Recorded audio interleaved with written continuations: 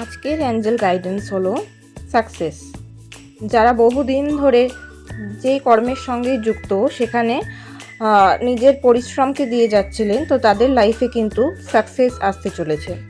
তারা তাদের লাইফে এতদিন যেই পরিবর্তন দেখার জন্য উৎসুক হয়েছিলেন, সেই পরিবর্তন কিন্তু তাদের লাইফে আসতে চলেছে।